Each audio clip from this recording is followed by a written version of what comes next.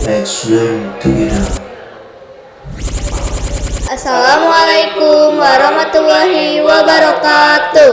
Assalamualaikum warahmatullahi Ketemu lagi di acara podcast Nerigi bersama saya Reza Dan saya Anissa. We are Nerigi. Let's learn together. Let's learn together. Sobat LT, semoga sehat dan semangat selalu ya. Sobat LT, tahu gak mengapa saya panggil Sobat LT? Apa ya? Apa tuh? Mau tahu gak? Mau tahu banget. Sobat LT itu Sobat Learn Together, oke? Oke. Sip. Alhamdulillah hari ini kita kedatangan tamu spesial. Oke, Sobat LT, tanpa basa-basi lagi, kita sambut tamu spesial kita, Bapak Irfan Rahmatillah, SPT, SPD. Assalamualaikum warahmatullahi wabarakatuh.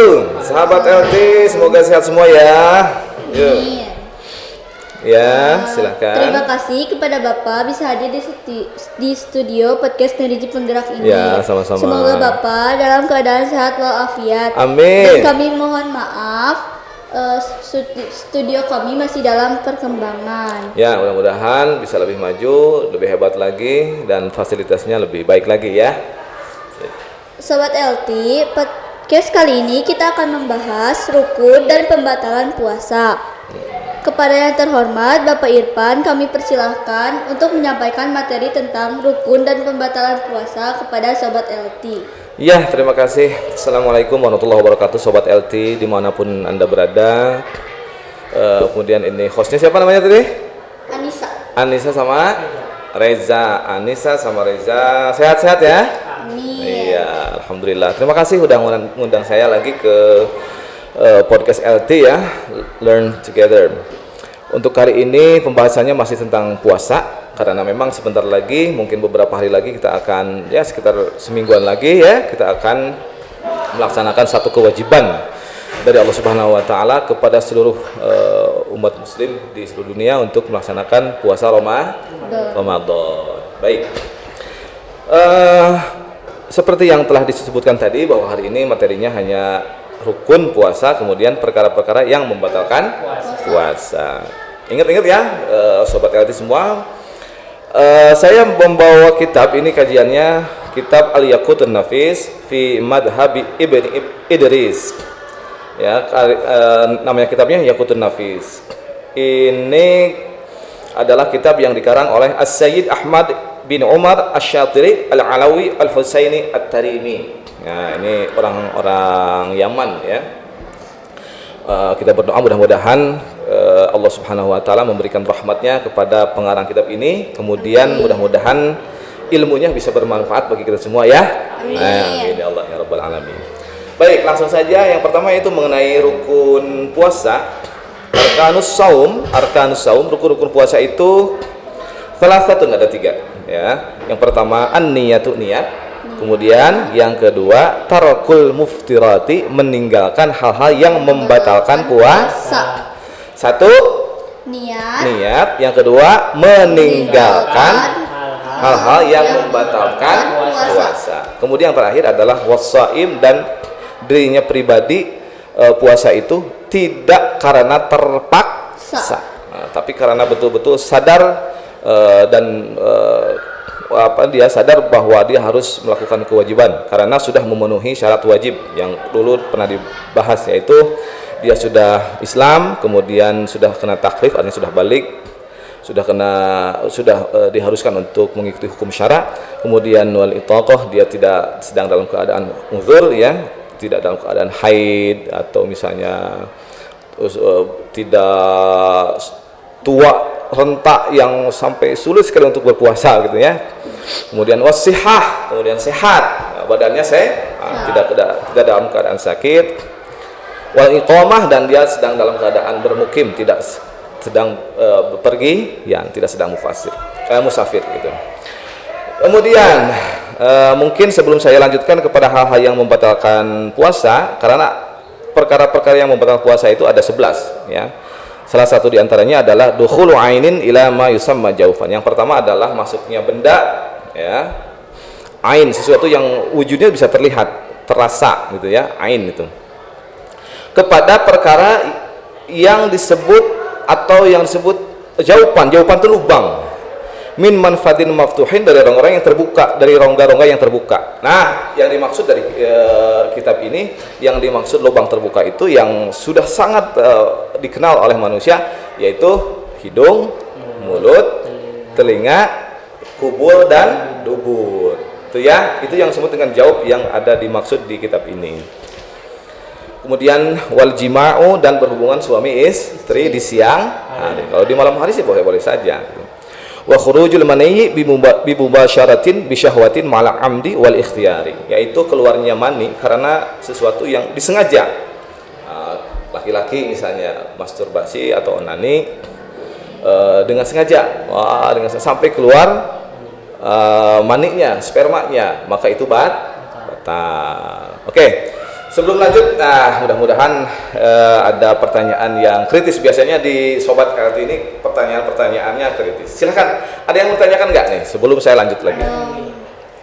Yang pertanyaan pertama. Oke, pertanyaan pertama apa? Apakah Orang yang lupa niat puasa sah atau bagaimana puasanya? Lupa niat. Gini ya, karena niat itu termasuk salah satu rukun. Kalau rukun itu kalau tidak terpenuhi maka menyebabkan dia menjadi batal puasanya. Maka jawabannya adalah ketika seorang lupa gitu. Lupa niat itu menurut 3 mazhab itu, Syafi'i, Ahmad bin Hanbal, Maliki, itu batal. Ya, misalkan, tapi kalau misalnya tidak pernah terbesit sedikit pun dari malam harinya nih ya sampai subuh, sampai itu tidak pernah terbesit mau puasa gitu. Tahu-tahu pas bangun jam 8, duh ini udah jam 8 siang nih, saya lupa niat nih. Itu tidak bisa tuh ya, tidak bisa. Jadi artinya batal, dia harus mengkodok puasanya setelah Syawal nanti, setelah Ramadan, setelah Ramadan itu berakhir ya gitu ya. Itu ya. Tetapi begini, ada salah satu ulama yang dikenal dengan Imam Abu Hanifah, itu memberikan solusi, yaitu diperbolehkan untuk berniat puasa dari awal Ramadan. Itu niatnya itu sepanjang Ramadan. Jadi diniatkan dari awal Ramadan, ya Allah, saya berniat puasa hari ini sampai nanti akhir Ramadan. Itu kata Imam Abu Hanifah diperbolehkan, gitu ya. Supaya apa tadi? Karena ada satu hadis Rasulullah SAW yang mengatakan bahwa al insan mahallul khata wan nisyan. Manusia itu tempatnya salah dan lupa. Nah, bagaimana caranya mengantisipasi supaya ketika mungkin saja nanti dalam 1 bulan itu dia ada lupanya seperti tadi ya. Maka dengan kaidah ini, dengan fatwa beliau ini, diperbolehkan untuk berniat selama sepanjang 1 bulan, untuk 1 bulan ya, untuk 1 bulan. Tetapi yang paling baik, sekali lagi, dari ini keputusan semua madhab, ulama-ulama madhab mengatakan bahwa yang sebaiknya itu ya setiap malam ya, setiap malam itu berniat. Jadi kalau 30 hari misalnya 1 bulannya, maka 30 kali niat. Itu ya, 30 kali niat. Bagaimana niatnya? Nawaitu shauma ghadin an adai fardhi syahr Ramadana imanan wa ihtisaban lillahi ta'ala. Sekali lagi. Nawaitu shauma ghadin an adai fardhi syahri Ramadana hadhihi sanati imanan wa ihtisaban lillahi ta'ala. Pokok ada imanan wa ihtisabannya, itu tambahan aja. Ada yang panjang sampai seperti itu. Nggak pakai imanan wahtisaban juga apa-apa ya. Kemudian itu mah diucapkan, dilafadzkan, itu sunnah hukumnya. Yang penting itu ada di hati bahwa kita, ya Allah, malam ini saya berniat bahwa besok pagi saya mau puasa. Itu yang paling penting. Bagaimana kalau misalnya begini nih, ada orang tahu-tahu ikut sahur aja, dia di benaknya, di pikirannya, di hatinya tidak pernah ada menyengaja bahwa sahur itu adalah untuk puasa, maka tidak jadi tuh puasanya. Misalkan setelah jam 7 gitu, apakah dia dihukumi puasa atau tidak? Maka tidak dihukumi puasa. Jadi harus betul-betul ada keinginan. Jadi tidak cukup dengan hanya makan sahur saja. Karena ada beberapa katanya mengatakan cukuplah ketika bangun kemudian dia ikut makan sahur, kemudian dia tidur lagi gitu. Pas puasa dia ikut puasa, apakah itu sah atau tidak? Ada yang mengatakan tidak sah itu. Karena harus ada niat betul-betul dari dalam hati ya. Qasdus syai' bi fi'lihi muqtaran bi fi'lihi. Itu syarat daripada niat. Jadi sekali lagi tadi pertanyaan pertama, lupa niat maka batal puasa, harus dikelola lagi. Terus Bapak tadi kan boleh bertanya. ya, Tadi kan katanya bisa niat buat 1 bulan. Tapi kalau misalnya di tengah-tengah bulan Ramadan, Iya. apakah niat itu masih berlaku? haid. Kalau haid otomatis dia jadi batal puasanya. Selama haid itu dia tidak boleh berpuasa. Ya. Tapi setelah haid itu masih bisa niatnya. Diperbarui lagi, diperbarui lagi nanti niatnya. Ya, gitu. Boleh. Silakan. Pertanyaan kedua, mengapa kentut di dalam air membatalkan puasa? Kentut. Kentut di dalam air.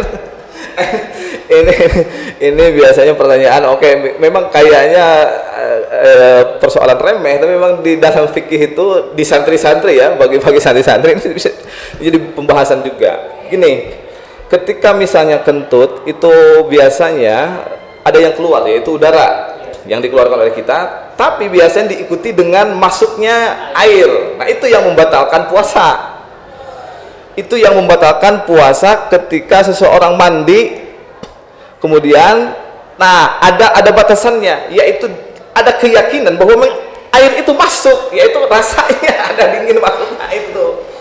Kalau tidak ada keyakinan bahwa air itu masuk, itu sah-sah saja, jadi tidak batal. Yang membatalkan itu karena hati itu pasti tahu, loh ada beda ini masuk, maka itu yang membatalkan ya. Jadi kentut itu bisa batal karena ada satu keyakinan dalam diri kita bahwa ketika keluar udara kemudian disertai dengan masuknya air ke dalam lubang tadi. Jawabnya karena salah satu yang disebut dengan jaufan itu adalah kubul dan dubur. Ya nanti ya gitu. Silakan. Bagaimana kalau kita lupa makan padahal sedang puasa? Kalau lupa tuh di dalam Islam, alhamdulillah ini keringat. Ini adalah rezeki dari Allah Subhanahu Wa Taala. Rasulullah SAW pernah itu ya, ada orang, ya Rasul, saya lupa ini makan. Oke, hentikan langsung. Ketika ingat pada waktu itu, maka makannya semua hentikan, jangan dilanjutkan. Ketika dilanjutkan itu yang jadi soal. Engkau lupa, tapi sekali deh. Itu mah nggak bisa ya. Jadi ketika ya Allah saya lupa, udah hentikan semua. Masih ada loh yang di sini, muntahkan yang ada di sini. Sampai kita yakin bahwa sini nggak ada makanan lagi. Jangan ditelan, jangan ditelan. Jadi orang yang lupa itu dimaafkan, artinya dia tidak batal puasanya. Betul-betul lupa tidak batal. Rufi al qalamu ala salah. Hukum itu diangkat artinya tidak berlaku bagi tiga orang. Satu adalah orang yang lupa diantaranya, kemudian anak kecil, gitu ya, salah satu itu. Silakan. Apakah disuntik bisa membatalkan puasa? Disuntik, oke. Ini pertanyaan kritis sih, oke. Salah satunya. Dan tapi ini sudah sangat biasa ditanyakan ya di kalangan para santri juga, di kalangan masyarakat juga. Baik, ada dua hal ya. Disuntik itu ini harus ingat ada dua hal. Kalau masuknya suntikan itu adalah berupa infus yang di situ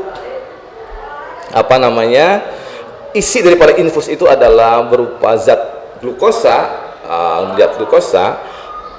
itu oleh para ulama, ijma ulama mengatakan bahwa itu batal karena dianggap sebagai makanan yang bisa menguatkan masuk. Nah itu ya. Kalau misalnya suntiknya itu berupa obat atau vaksin, maka fatwa ulama mengatakan itu tidak. Salah satu fatwa ulama di Majelis Ulama Indonesia mengatakan vaksin tidak batal ketika puasa. Vaksin di sini kan ada yang masuk tuh Pak, cina anu masuk cina.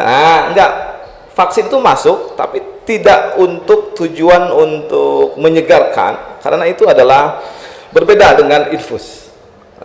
Ya, itu obat. Atau obat misalnya, suntikan yang injeksi obat itu tidak membatalkan puasa.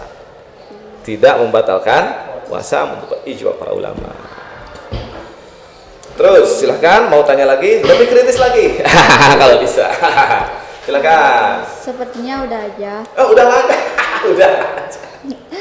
Bapak, Ya. tadi sangat menarik sekali diskusinya. Namun sepertinya waktunya tidak mencukupi. Oh, waktu. Sebelum Ya, siap. tutup pertemuan ini, Ya. Bapak silakan untuk menyampaikan closing statement untuk Sobat LT dimanapun berada. Nah, baik, saya lanjutkan saja ya, sekaligus closing statement bahwa rukun puasa itu ada 3, 1 niat, yang kedua tadi meninggalkan segala hal yang membatalkan puasa, waswaim, kemudian orang yang berpuasanya itu dalam keadaan sadar, bukan karena terpaksa, sadar saja bahwa itu adalah kewajiban. Yang kedua yaitu perkara-perkara yang membatalkan puasa, yaitu ada 11 gitu. Yaitu yang pertama adalah masuknya benda ya, ainun, sesuatu yang berwujud gitu, kepada sesuatu yang disebut jauh di tubuh kita, jaufan min manfadin maftuhin, dari rongga-rongga yang terbuka tetapi sudah familiar, yaitu hidung, mulut, telinga, kubul, dan dubur. Hanya itu saja. Kalau masuknya tadi suntikan itu kan tidak lewat situ. Kalau masuknya lewat situ batal. Disuntiknya lewat sini misalkan batal. Tapi kalau disuntiknya lewat sini, kulit ini nggak batal. Nah itu ya. Kemudian wal jima'u, dan berhubungan intim di siang hari bagi suami istri itu ya. Wa khurujul mani, kemudian keluarnya mani atau sperma laki-laki dengan apakah dengan cara onani, pasti tahulah onani atau masturbasi ya, apakah itu sengaja atau tidak disengaja, atau dibantu orang lain, disengaja atau dibantu orang lain, oleh sendiri, itu batal gitu. Kemudian wal junun, gila tadi ya, wal junun, orang yang gila, begitu dia kambuh gilanya di tengah hari ketika puasa, maka langsung batal pada waktu itu. Wasukru, sukru itu adalah orang yang mabuk tadi, mabuk itu juga batal. Wal igma'u in ta'adda bihima walau lahdatan. Kemudian orang yang pingsan tadi, kalau misalnya pingsannya sepanjang hari maka itu batal. Atau misalnya in ta'adda, atau berulang-ulang walau lahdatan, meskipun hanya sebentar, 2 menit gerbeg, sadar lagi, pingsan lagi, sadar lagi, pingsan lagi, itu batal ya, in ta'adda bihima. Kemudian wariddah, dan murtad, wal haidu, dan wanita yang haid. Jam 8 ada haid, langsung batalin aja, batal. Tapi awas, nanti ketika batal itu Anda hanya cukup makan sedikit atau minum, kemudian Anda harus menahan itu, menghormati orang yang puasa, karena meskipun begitu Anda akan dapat pahala tuh. Jadi jangan ini udah haid langsung makan tuh seenaknya, enggak ya. Jadi, hormat kepada orang yang berpuasa. Wan nifas, kemudian orang wanita yang nifas, wal wiladah, dan wanita yang melahirkan. Jadi melahirkan waktu di siang hari, otomatis itu batal puasa. Oke, itu yang bisa saya sampaikan, mudah-mudahan dapat dipahami ya. Paham, barusan paham? Oke, mudah-mudahan yang di sini paham, di sahabat LT juga yang sedang menyaksikan ini juga bisa paham dan bisa menjadi ilmu yang bermanfaat. Kalau bisa ada pertanyaan-pertanyaan lebih kritis lagi daripada ini, oke? Oke. Terima kasih banyak Bapak atas materi yang telah Bapak sampaikan. Semoga bermanfaat bagi kita semua dan Sobat LT dimanapun berada. Sobat LT tetap semangat selalu, oke? Ingat, let's learn together. Sip. Sampai jumpa. Assalamualaikum warahmatullahi wabarakatuh. Waalaikumsalam warahmatullahi wabarakatuh. Sip.